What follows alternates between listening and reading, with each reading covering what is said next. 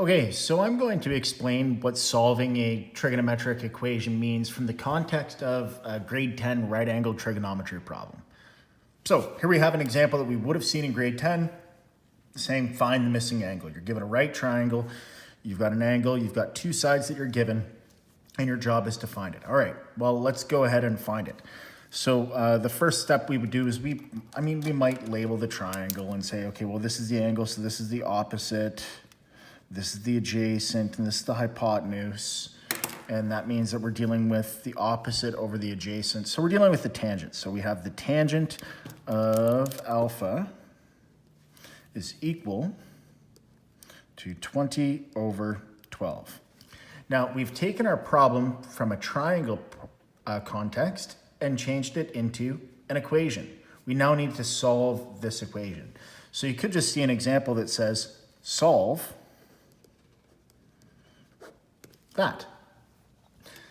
So that is where the whole context of solving trigonometric equations comes from. It comes from triangles. Now, not necessarily every trigonometric problem is going to be from a right triangle. It could be from a different type of triangle. It could be from a different periodic or circular function.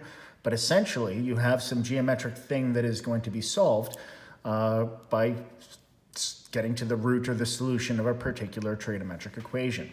Now, from here in grade 10, we would have just taken our calculators and we would have said, turn them on, and I would go, okay, well, tangent inverse, because I want to know not the tangent of the angle, but I want to know the angle. So I'd use tangent inverse, and I would just type 20 over 12.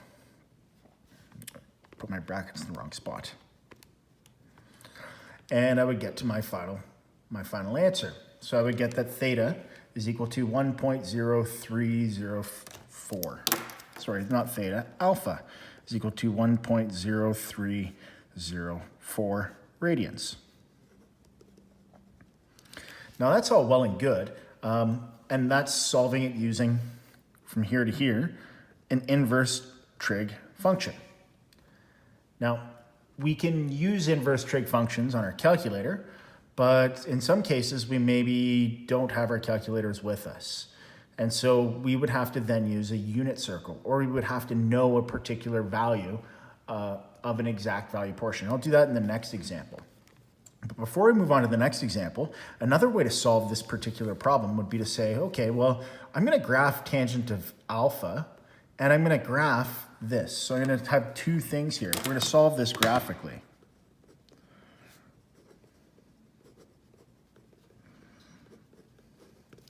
And I'm going to set y1 equal to the left side. So y1 is going to be tangent, and I don't have a theta button, or I can't figure out how to get it going. So I'm just going to use tangent x, and y2 is going to equal 20 over 12.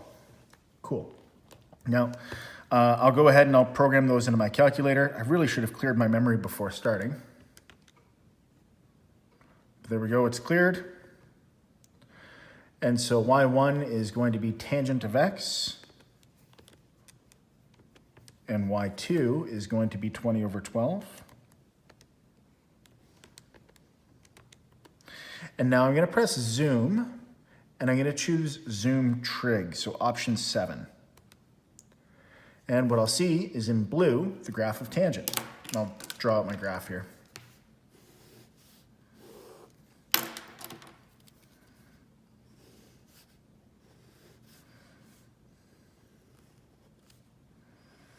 I'm not drawing a really good graph. I'm probably only going to draw two waves of it. And then I'll draw that 20 over 12. And that looks like it's coming horizontally because there's a horizontal line across there. And you can see that, hey, wait a second, there's more than one solution. There's a solution there, and there's a solution there. In fact, if we keep going back, we'll see that there are infinitely many solutions. And by the way, I'm an awful artist, especially during a video, but all three of those curves should be exactly the same. We should see exactly what we see on our grid. Well, all three of those things are solutions. So how come here we only have one solution? Well, that's because if we go back to our angle and we consider it on a unit circle, this is the first place that tangent approaches that particular ratio. As we would continue around, we would see that particular ratio would be approached down here again at negative 20 over negative 12. And so we would have another solution. Now this solution is 180 degrees or pi radians later. So I'm willing to bet that if we go and take a look for this solution, we'll do that using second function calc, intersect. We'll choose our two graphs, and we'll just kind of scroll over to where we think that first solution is. That's the solution that we got, 1.030367768. Now this next solution is going to be, from here, pi radians later. Now pi is 3.14, so if I just press trace and do my answer, my 1.0304 plus pi, I should get to that next solution, which I did. Neat. So that's the reason why we actually have more than one particular solution. And often what you'll see is when you see a question that says solve, you'll see a set of boundaries that they want you to solve within. So in our next example, we'll take a look at that. So for our next example, let's solve sine theta equals 1 over 2 on 0 to pi. So if I wanted to solve sine theta equals 1 over 2, let's go 0 to 4 pi, just for fun. So if I want to solve this on 0 to 4 pi, then there's a couple of ways I could do it. First off, I could just solve this thing using sine inverse. So for my solution, if I had a calculator, I would say theta equals sine inverse of 1/2. And what I'm asking my calculator to do is I'm asking it to find an angle that has a sine of 1/2. Well, wait, I don't need a calculator for that. That's one of my special triangles. That's the 1 over 2 triangle. So that means that the opposite has a height of 1 and the hypotenuse has a length of 2. That's the 1, 2, root 3 triangle that we've just taken time to memorize. So that means that theta is pi by 6. Cool. So one of my solutions for theta is pi by 6. Now I said one solution because if I'm solving on 0 to 4 pi, well, that's the first solution I run into.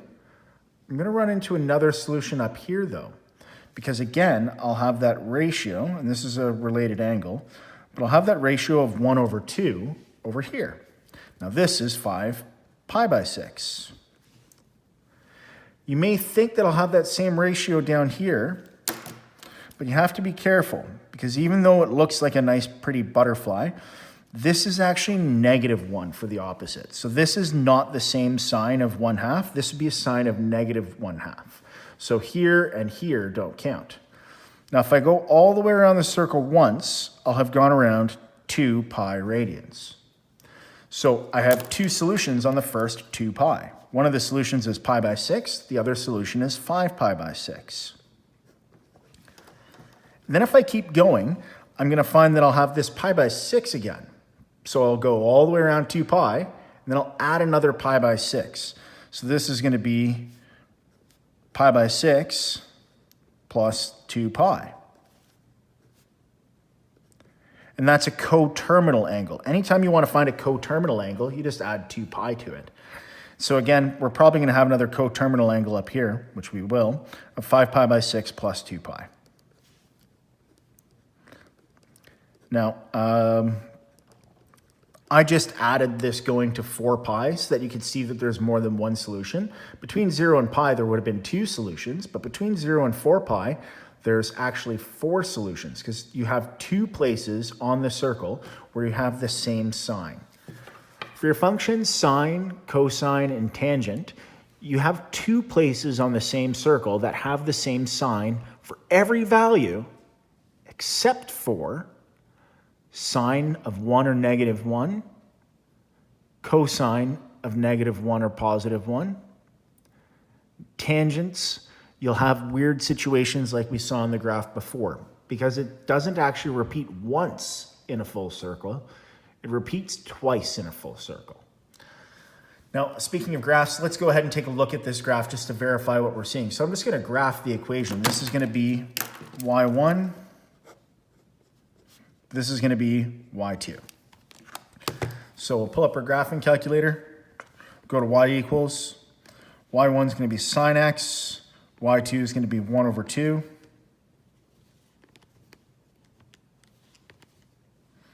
And I'll hit graph, and you'll see that nice pretty sine curve coming around in blue. Here's 0, here's pi, here's 2 pi, that's 2 pi plus pi by 6. If we could continue going over, we'd see 2 pi plus 5 pi by 6. Let's go to our window and adjust our window. So I want my x min, I'm going to set it to just below 0. I'm going to set it to negative pi by 4. So that's just like 45 degrees below 0. So if you're talking about your unit circle, that would be like going back this far and starting there. So I should see a little bit further back. And I'm going to read my x maximum all the way up to, let's go 4 pi plus pi by 4. And I can type directly in pi's in my window, which is kind of nice.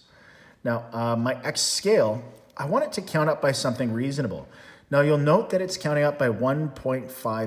1.57, if I multiply that by 2, I get 3.14, which is why Zoom trig is nice, because it automatically gives you those tick marks at pi by 2s. But I don't want those tick marks at pi by 2s because my solutions seem to be occurring at pi by 6s. So I'm going to set my tick marks to be pi by 6. Y min and Y max, I mean, negative 4 to positive 4 is cool, but let's zoom it so that it's negative 2 to positive 2. That way the graph takes up a little bit more room. Boom, we'll see our graph. There's 2 pi, 3 pi, 4 pi and a bit. 1, 2, 3, 4 solutions. And that fifth solution occurs past 4 pi. It's beyond this. So it's not actually an appropriate solution. And if I just go trace, and I trace my blue grid here, and I trace it to, oh geez, I don't know, 5 pi by 6 plus 2 pi, you'll see it gets me directly to one of my solutions. So that's a way that we can solve without a calculator, and that's why we have repeated solutions on one particular period.